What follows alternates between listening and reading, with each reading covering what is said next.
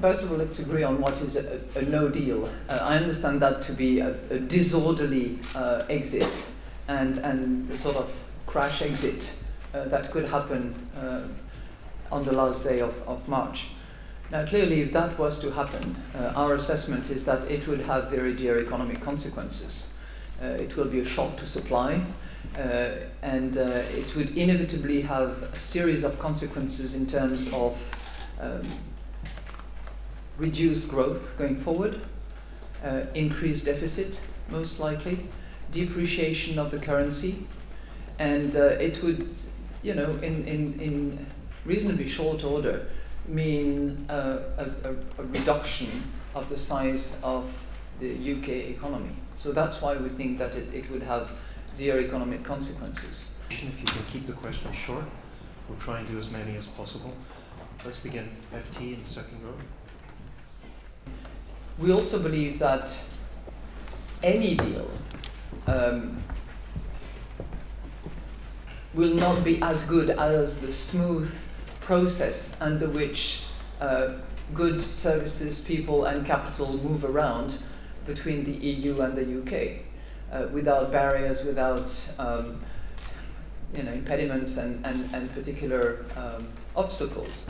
So whatever the deal is will not be as good as it is at the moment, which is why our forecast, from the current 1 3/4 GDP growth is only 1.5 GDP growth next year and the one after that, because the assumptions behind this 1.5 is orderly exit, transition, proper implementation of those transition terms and subsequent real terms.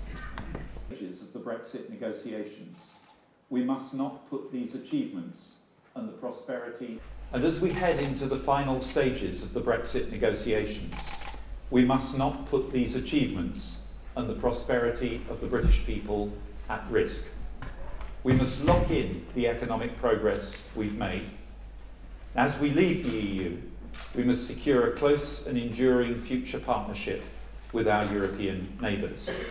And we must heed the clear warnings of the IMF and others of the significant cost that not reaching a deal with the EU will have for British jobs and British prosperity. I'll leave her to your questions in the press conference. Thank you very much. We've made good progress in the negotiations, progress which the IMF welcome in their report. And as talks intensify, I'm confident that we will reach agreement on the withdrawal agreement and the future framework this autumn. But we must, of course, continue to prepare for all scenarios. A no-deal scenario remains unlikely, but it is not impossible. We've released a number of technical notices setting out what citizens and businesses would need to do in the case of no deal, with more to come in the coming weeks. The IMF are clear today that no deal would be extremely costly for the UK, as it would also for the EU, and that despite the contingency actions we're taking, leaving without a deal would put at risk the substantial progress the British people have made over the past 10 years in repairing our economy. That is why it is so important for people up and down this country that we reach a negotiated agreement on our future relationship over the coming weeks.